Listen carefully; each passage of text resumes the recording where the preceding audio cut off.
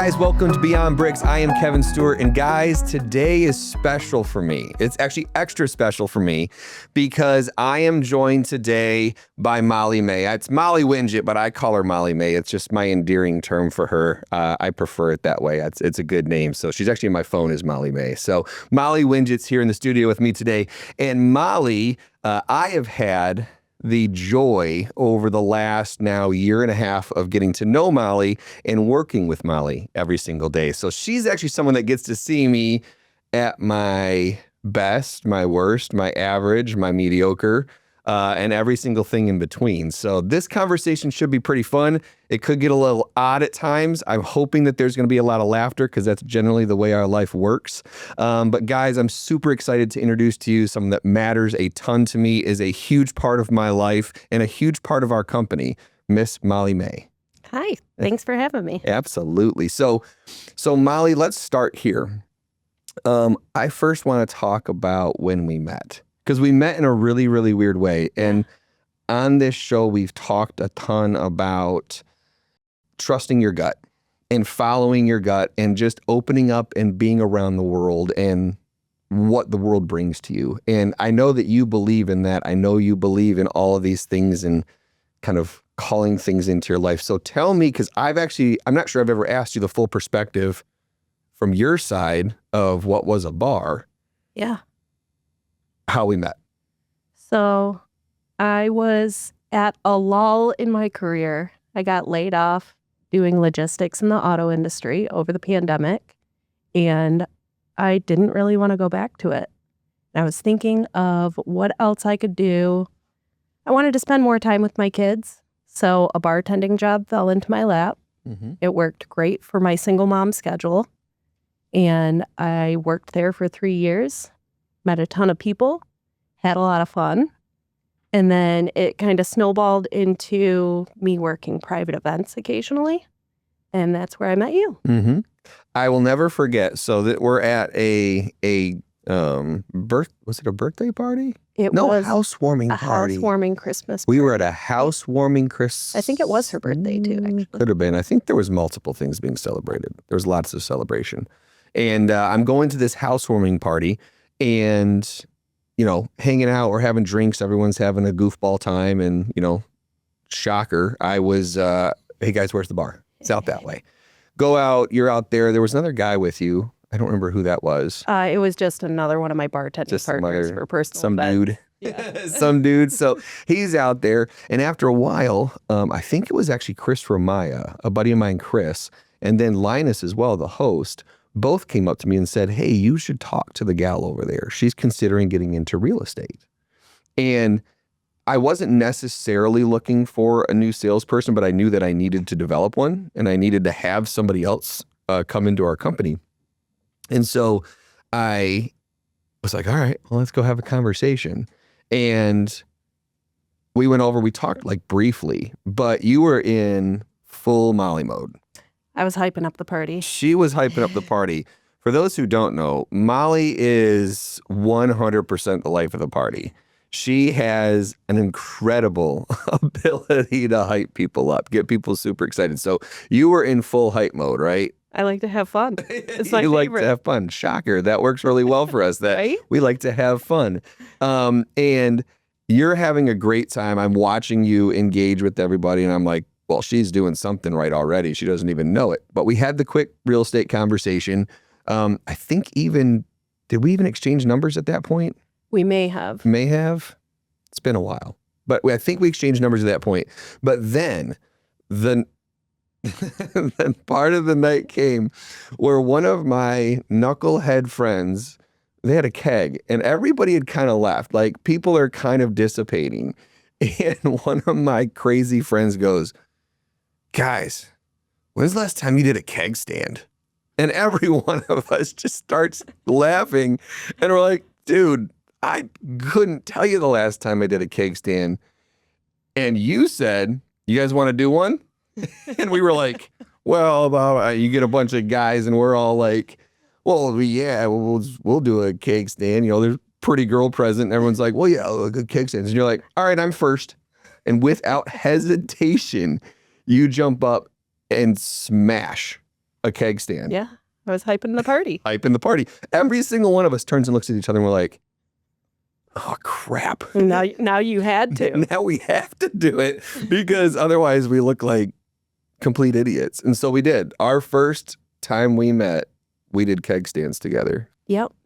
And I was looking for another job because I was kind of getting burned out of the bartending scene at the How long time. had you been doing bartending at that time? I had been at the restaurant for 3 years. 3 years. Okay. Yep. And you were at Johnny Black's Lake House, downtown Lake Orion.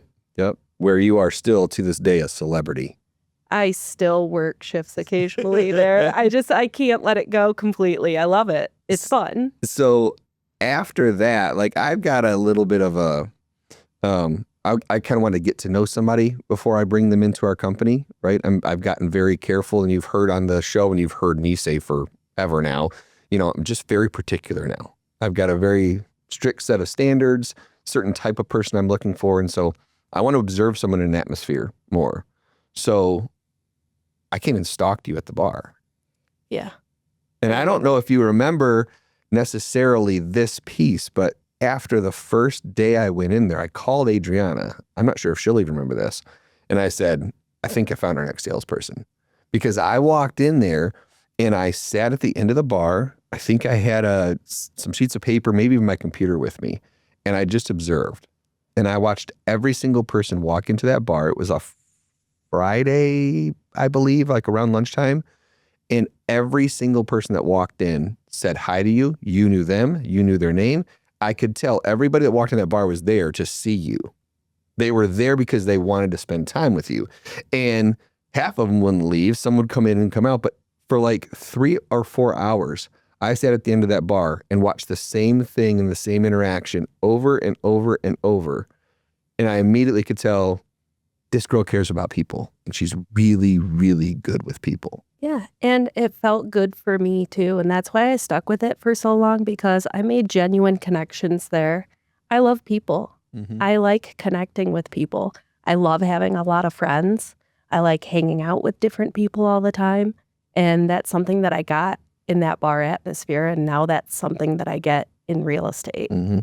And I could tell, and even the other times when you've gone back and be the celebrity bartender, because that's really what it's like when you're there now. You're the celebrity bartender. That I feel like if they had the presence to advertise that you were going to bartend ahead of time, they'd pack that place. It's probably a good idea for them. We should tag them in this so that they know that idea. They need to go ahead and tell people that you're going to be in their bartending, because I feel like some of their regulars kind of dissipated after you left. But anyways, I think that I could see the energy on you. You have a way of having energy flow through you just by being through people. Talk to me a little bit about understanding and how you've dealt with that, because you talk about your energy and feeling other people's energy a lot. We talk about that a lot in the office, and you have actually taught me a lot about recognizing energy when my energy's here when it should be here. And you've done a really good job of teaching me that. So tell me a little bit about that journey for you.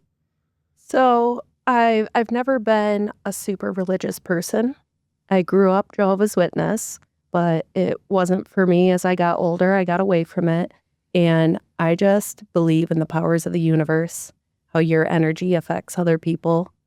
I'm divorced, so I felt a lot of negative energy in my life, and I felt a huge lift after I got divorced, and I had a lot of negative energy in my life at the time. I got rid of that and brought in more positivity, and my life got better.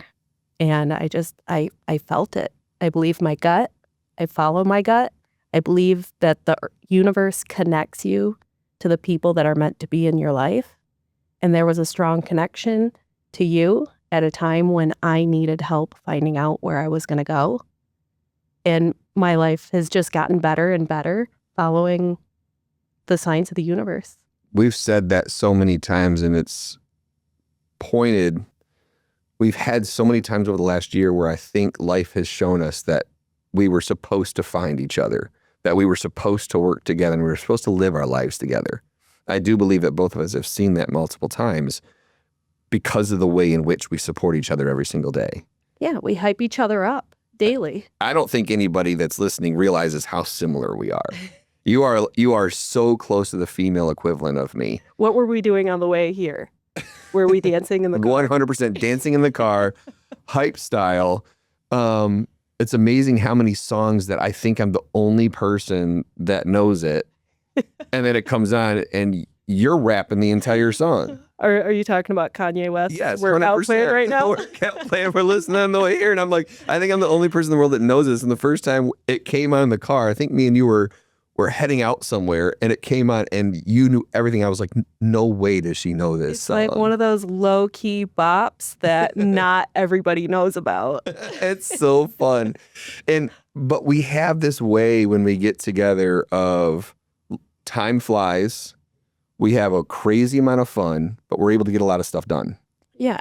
And we come up with some great ideas and we snowball on those and we execute them and we hold each other accountable. Mm-hmm. It's a great atmosphere and a great working relationship. So tell me, as we're having those conversations and I'm sitting and talking with you about what it would look like to be in real estate and what it would look like to not just be in real estate, but work with our company. As you're going through that, what was going through your head on changing into a career that you've never done before, that is not like a walk through the door and here's a giant salary? It's a lay it all out in the line and you eat what you kill type industry. And I think there's a lot of people that want to take big steps in life. They want to do big things. They want to make some changes and some adjustments to the things that they do in life, but fear cripples them from doing so. You don't really let fear cripple you, at least not that I've seen. I've never seen, I joked on the way in that I don't think I have a pessimistic bone in my body. I'm not sure you have a fearful bone in your body. You don't let things hold you back. You go after and get it. So what was going through your head when you're in that decision-making process of going completely out on a limb and seeing what happens? It was a little bit crazy. I knew it was high risk, but I knew it could be high reward. And you're right. I have very little fear and I almost like doing crazy things and just seeing what happens. Mm-hmm. You do. In a lot of different ways, more ways than people know. It gives me a high in life to accomplish something hard. Mm-hmm. And I love that feeling of satisfaction. Like, I did it. This was hard and I did it. And I knew it was going to be a situation where I was going to have to load up my savings a little bit and prepare for failure. Mm-hmm. And I didn't know what I was doing. It's one thing to read a book. It's a whole nother world to do it. Mm-hmm. So I powered through the class, easy peasy. I've always been good at school, a good tester. I passed the exam on my first try. Woohoo! But it was a whole new world actually doing it. And I needed help from you on every single deal, but I did it. And I surprisingly had a great first year. I felt really good about it. And I know what I'm doing now. So I'm curious because I want to see what you say. So the first year of doing anything new, and the first year in real estate especially, this is a career where if you can make it through year one, your odds of doing this for a long time go way up. If you make it through year two, your odds are super high that you can make this a lifelong career. But the majority of people in this industry drop quick. I know at the beginning, you had your moments, as everybody does. You had your moments of doubt, your moments of maybe that mixed with fear, but your moments of doubt where you were like, what am I doing? And at times I could see it on you. But so talk a little bit about that, but also talk about when did that change? When did the light bulb pop off? Is there a moment that you can remember that the light bulb went off and you went, whew, I can do this. Huh. I got this. That's an interesting ask. I don't know exactly when the light bulb went off. it was more of a gradual thing. A lot of things in my life are gradual. I think about things for a long time before I do it. But it was just, one deal after another and not having the fear. I did have my moments where I was like, forget this. I'm not doing this. I don't like this. I don't like it. I don't like it. I don't like it. You can't make me anymore. Learning to milk one commission check for a month, sometimes 2 months. But I like the fear, and I like just getting past it and accomplishing things, and then learning to work off of momentum. Like when you're doing really good, just keep it rolling. Momentum is fun. Yeah. Momentum, and you've experienced some good momentum in your first year. And you've experienced the highs and the lows. You really have. But the momentum you get, like you're one of those, you're like a train, right? It may take a little extra to get you going, but man, you're hard to stop once you get moving. Yeah. Right? Freight train style, right? Like brakes aren't a thing. Yeah. You've got that in your DNA. So I think I remember the moment. Okay, tell me. So I want to reflect I this because I want to see if you feel it the way that I remember it. Okay. So we made the decision to go to Vegas last year at the B conference. She right away said, "Oh yeah." So we go to the B conference and we're there with Ben, who's my mentor. We're there with a lot of people on his team, and we're surrounded by some of the biggest and best real estate agents in the country. We really are. Like that room was packed with great people. And it was after one of the big sessions, you're like, I need to get some air. I need to walk outside. Will you take a walk with me? Yeah, that was it. And we walked outside and you're like, I just need a second. Just don't say any words. And you turned to me with tears in your eyes and you said, I can do this. I think I said, I think I'm going to be great at this. Yep. That is what you said. And because you felt it for the first time. And when we talked about it more and when we broke down a little more, I remember you saying, you said, I'm just like them. Like, we're the same people. I'm a part of the right group. I can do this because if they can do it, I can do it. It was my sign from the universe that this was where I belong. Mm-hmm. I think that was the moment. You're right. And it's amazing because the second you got home, you went bonkers with sales. I was on fire. On fire. That was the freight train. That was the big old spark that just shot you through. And I'll never forget that moment because it was special to get to share it with you and to be there to feel it the way you did. Because that was the moment that I saw it in your eyes. Because I did not have doubt for you because I saw it there, but I needed you to see it. Yeah. And there are a lot of times where the self-doubt gets in my way. Mm-hmm. And I have to hype myself up. And I tell myself daily, you can do this. Like my life is a lot. I have to tell myself daily. I picture you as, the memes, or I guess it's the reels of the little girl in the mirror that's like hyping herself up. I think I've sent one to you before. I can't remember her name, but she's giving herself this daily pep talk of you are awesome, you are great, today is going to be wonderful, I am the best, I am great, I am winning. And she's going through this great pep talk in the mirror, and that video went massively viral years ago. I feel like I picture you as that girl every day. I'm like, Molly, that's probably how she gets ready every morning. She's hyping herself up in the mirror right now. I mean, there are a lot of occasions where I'm either listening to music or looking at myself in the mirror saying, my hair looks so good today. That's my hype up. And it's nice. I like when I get a photo from you or something like that, or a video from you, just like that. You're like, you said yesterday, you're like, the hair is popping. It's going to be a great day today. The hair looks good. It's going to be a good day. So you're finding small things that give you energy that allow you to go through the day and go conquer it. Yep. That's a fun thing to do. I think it's important to hype yourself up daily and tell yourself, you can do this. I got this. Mm-hmm. And you've done a good job of showing me that. I think that I understood that was important, but I'd never been around someone that did it so much. Well, you got to remember, I'm a single parent. I give a lot to my kids. I'm not in a relationship. I don't date much. So I don't have somebody else to hype me up at home daily. I just get it all done. And I mean, the kids are 8 and 10. They don't say thank you that much to me. Or I appreciate you so much, Mom. You're the best. I mean, I do get that occasionally, but, I have to hype myself up. Yeah. You have to be your own biggest cheerleader. Yeah. So what has the first year, as you've gone through the first year, what about this industry or this business or this career did you not expect? What was the thing that you were like, I would have never guessed that was a thing? Is there something that has like blown you away or something that you were like, I got to really make a way to adjust to this? Yeah. I didn't expect it to be so much.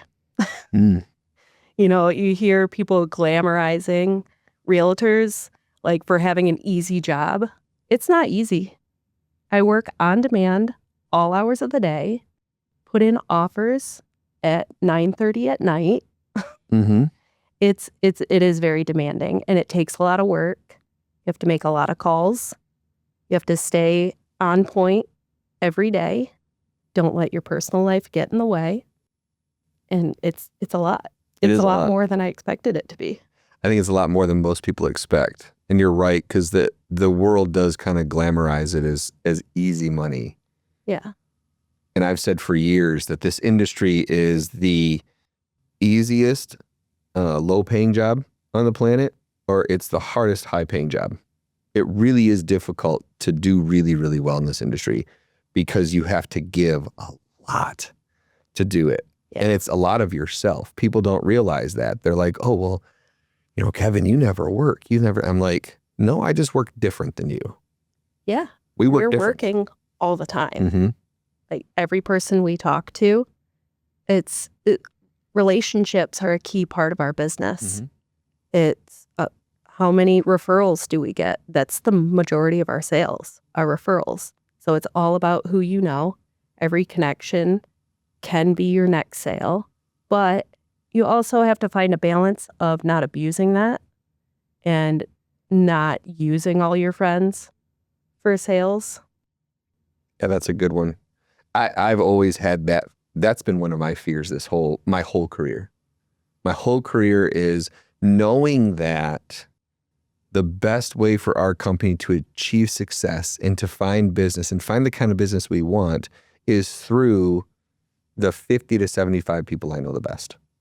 That list of people that I live life with, spend my life with, want to be around constantly. That's our best. If each one of those if I have that list and you have that list, and each one of those people one time a year sent us a referral, we would be as busy as could be. Yeah. We would need more help.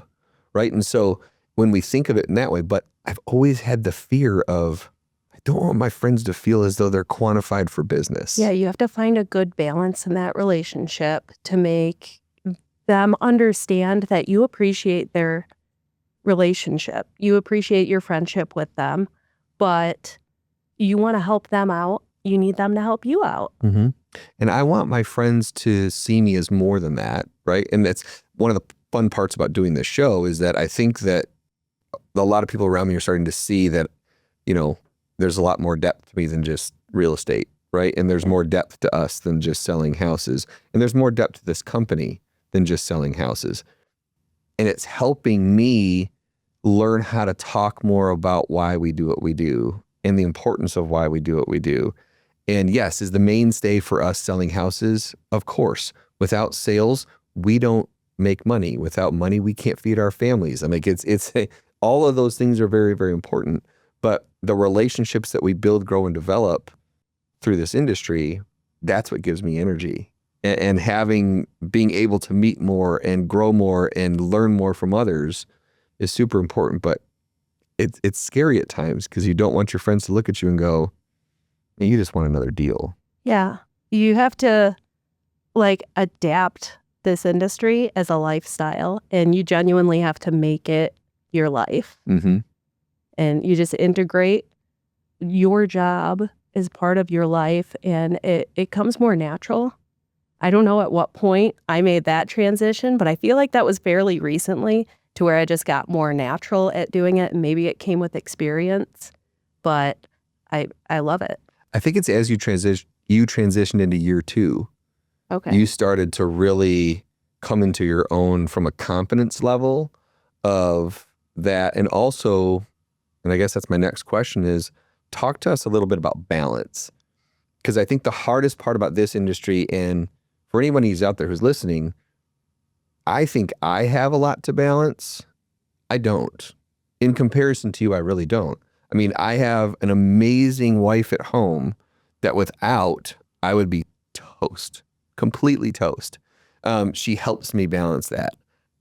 I am in awe of how you balance your life. You probably balance things better than anyone I know.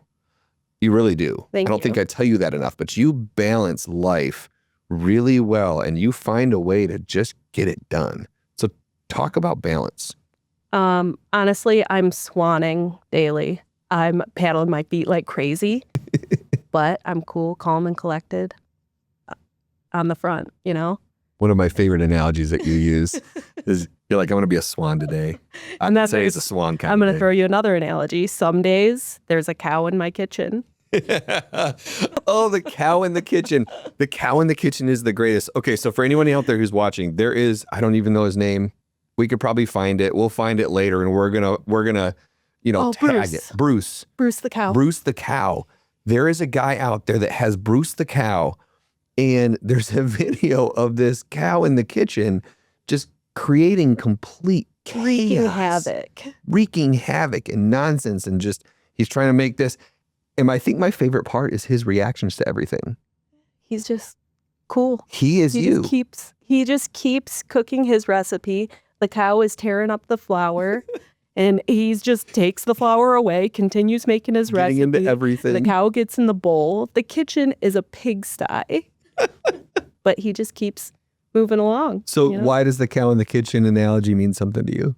Because there's some days that are just really hard, and there's chaos going on in my life, but I am just taking it one step at a time and just knocking things out. Taking the kids to their film class, taking the kids to golf, taking them to their baseball league that they made up themselves with their friends. Which was fun, by the way. And I'm scheduling a babysitter to come over so I can make it to a 7:00 showing. And then putting the kids to bed, getting a text at 9:30 to write an offer, writing that offer. Oh no, I'm doing the podcast tomorrow. I don't have any laundry. Throwing a load in the laundry and then wake up at 6 a.m., get the kids ready for school, get myself ready, get to work, and just be cool on the surface the whole time. So it's the swan with this. Yep. Just going nuts. The swan. The swans and the cows in my life. Swans and the cows. And the cow in the kitchen one is so good because we all need reminders every single day that there's cows in all of our kitchens. Yeah. There's these things in our life that creep in that some people, when the cow's in the kitchen, focus on the cow. Yeah. And they focus on how the cow is in there causing havoc, and they get mad and frustrated and angry. My favorite part about those videos and the analogy and why I think we talk about it so much is the cool nature of it. Cows are going to get in your kitchen. Okay. You can still make cupcakes. You can still do what you got to do. You can still get it done. You can still find a way to make it happen, even if the cow's there. Now we say, all right, got to get the cows out of the kitchen, right? Which is, let's find a way to calm this down a little bit. Yeah. Which is a great reminder. But your ability to live with cows everywhere is amazing. And you found a really good way to settle life down every single day. And at the end of the day, lay your head in the pillow and keep going. Yeah. I mean, it's a lot, but I love my life. I love being a mom. I love being important in other people's lives. I love helping people. I love connecting with people. I'm super grateful for life. I went through breast cancer in 2017, life-changing experience. You view life in a whole new light after you go through like a near-death experience. Makes you appreciate what you have, appreciate every day, and just keep going on. One of the first things that made me know you were the right person, and that I I really, really wanted to work with you, that I really wanted to find a way to make it work, was when we went and had lunch for the first time and you shared with me openly, very openly, about everything that had happened in your life. And I don't know if I said it to you that time. I know for sure I said it to my wife when I got home, but I said, you have more of a right to carry around a victim mentality than almost anyone I've ever met. You have a right to be frustrated, to be angry, to hold a grudge, to do all these things. And I've never seen you do that. I've never seen you blame anybody else. I've seen you take ownership. I've seen you understand your place inside of it, but never let any of the things that have happened to you in life hold you back. You've only allowed them to help make you who you are. I think it's important to appreciate everything that's happened in your life, good or bad, and learn to look at the good that has come from something bad happening to you. I think that when we met, that was when my no victims part of my rhetoric really started to come out a lot. I was saying it out loud a lot at that time of, I'm just not going to allow that. I'm not going to allow victims in my life anymore because I can't stand victim mentality. And you couldn't be more opposite of victim mentality, even though you have the right to be. You actually are one person that probably could take a little bit of that victim mentality. And I don't think anybody, if they knew all aspects of your story, would hold you accountable for that. And you've never once pulled that card. Thank you for saying that. That means a lot. Yeah. That's what I wanted to come from it, for people to realize, hey, look at Molly. Like, she got through this and my life is not that bad. This is a duck in the kitchen. This is not a cow in the kitchen. And I think that's what makes you so tough. The reason that I think that you don't have a lot of fear is because you've had some really real things happen in your life. I feel invincible. There is nothing I can't get through. It's why it's what part of what makes you a great person. It makes you inspirational. And I don't think you even know the things that you can do that are past real estate. I think this is similar to myself. This is a pathway. It's a career, but it's not necessarily your defining piece. Well, and that's another reason why I felt like you were a great fit of someone to work for, because you are always wanting to shoot for the stars.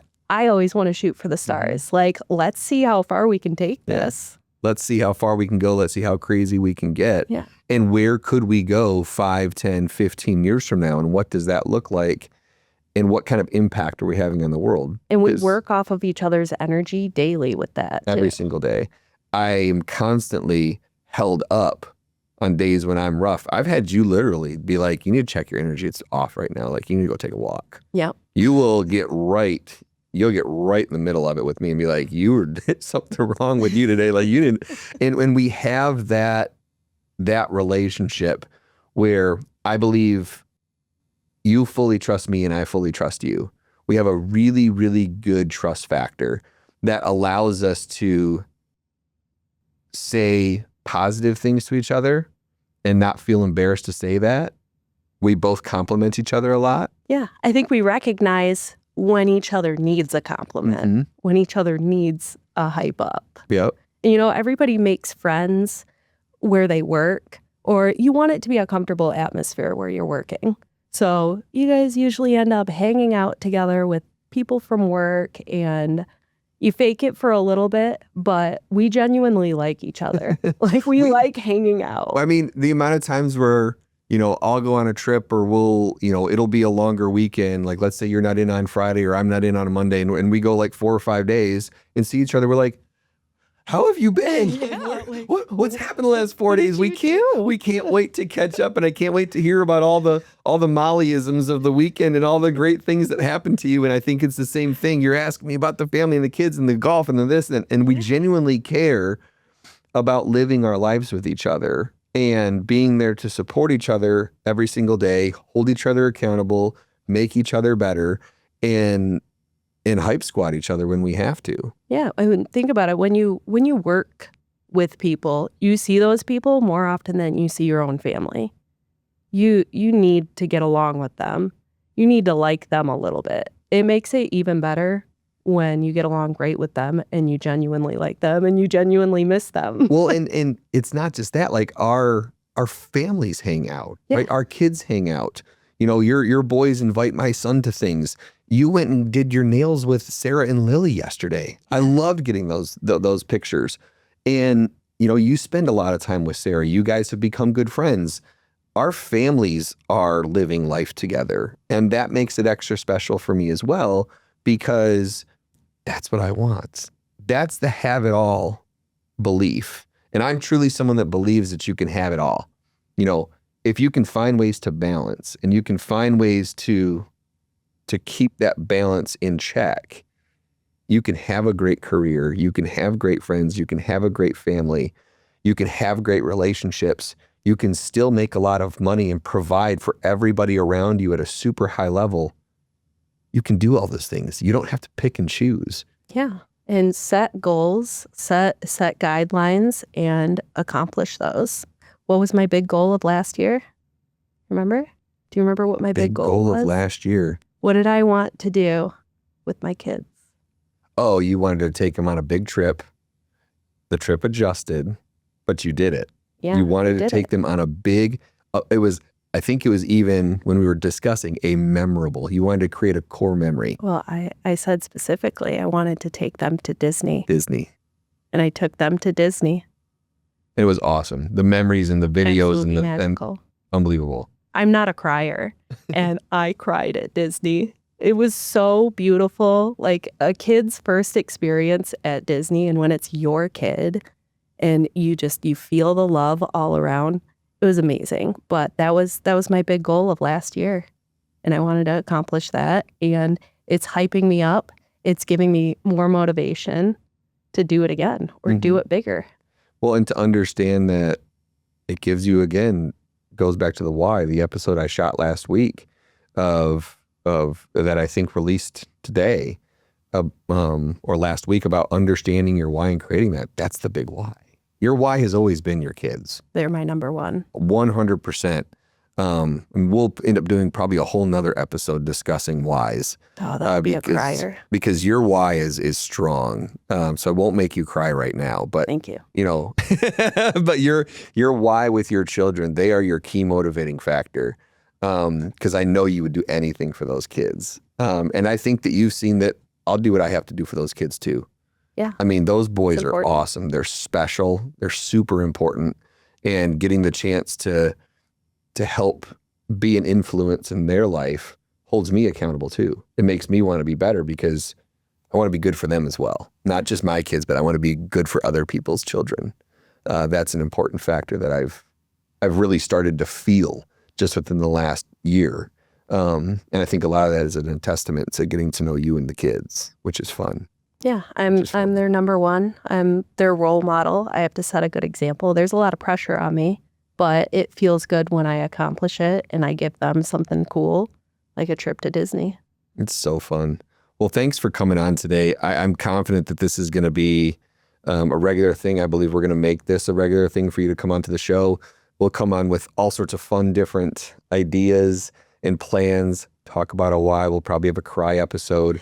We'll probably have an episode where maybe we just focus completely on laughter and fun. Because I think me and you could do a really cool episode on the importance of laughing. Yeah. That could be a fun one to do together because there's very few people, I'm not sure, you may be one of the top people that I've laughed the hardest with. Like we've had multiple moments where me and you are literally laughing till we're crying. Oh yeah, we're crying in the office. Yeah, like crying in the office, cracking up. It's one of those where you'll have a silent moment and then one of us will just bust out laughing again. For like 3 hours, we keep laughing at the same silly joke, and anybody else watching, like we could be a reality TV show. Our office could 100% be a reality TV show. Because if people follow us around, they may think it's absolutely ridiculous, but at the same time, we are wildly entertaining. Yeah, I agree. And if anyone's ever spent a night out on the town with us, we're the most fun. And 100% the most, the two funnest people on the planet. Honestly. World can't handle The world us. can't handle it. That's why we have to be very careful about how often we do that, because when we do, and it's full fire mode, we are a spectacle. It's all about balance. All about balance. All about balance. That could be the theme of today. It's all about balance. Yeah. Well, again, thank you so much. I'm so excited to get to live life with you and to have the opportunity to be a part of your life, because now we get to do life together, and it's super, super special. And my life is 100% better because you're in it. Without a doubt, it's better because you're in it. It's an honor to be on with you. Thanks for having me. And I look forward to more. I love it. Guys, again, as you've heard me say so many times, as you can see from Molly, being yourself is important. One of the great examples of Molly is that she is always herself. Unapologetically, she is who she is.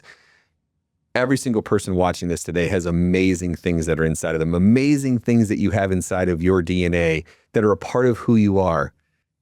Challenge this week is go be yourself. Be the best version of yourself, because the world needs you. Have a good day, guys. Bye.